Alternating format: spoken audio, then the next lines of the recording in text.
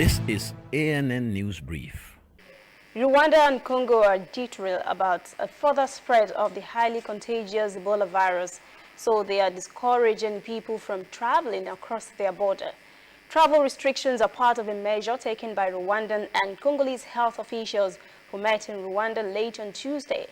A statement issued after the meeting says those merely crossing the border for non-essential reasons like attending workshops and religious crusades would need clearance from both governments.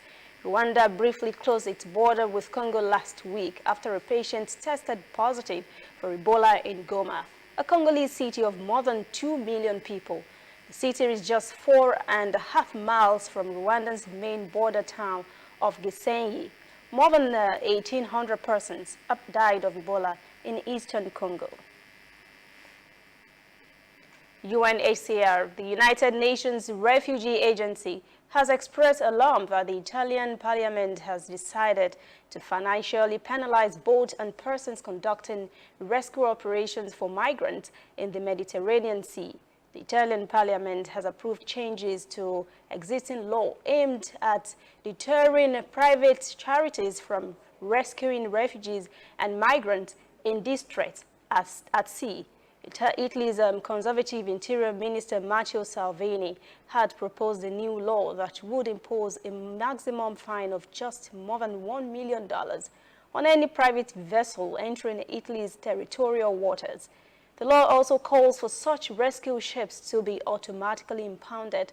UNHCR says the new law is of great concern because of its potential to discourage private vessels from helping migrants now that those life-saving missions have been stopped by most European countries.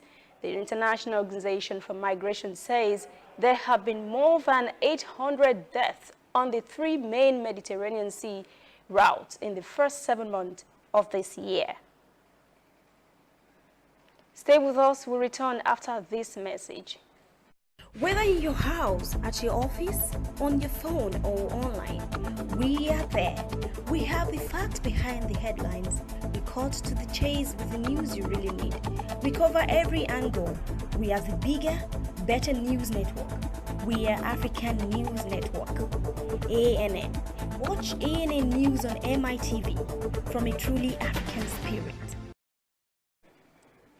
A South Africa police unit has confirmed it is investigating public prosecutor Busisiwe Ngwebane after a complaint by anti-corruption pressure group Accountability Now.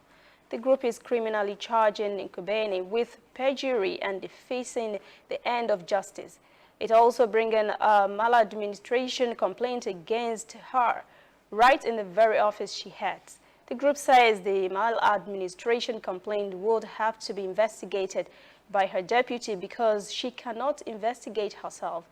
Accountability Now had requested last month that the Legal Practice Council should strike the embattled public prosecutor off the role of advocate for perjury and for attempting to mislead the court.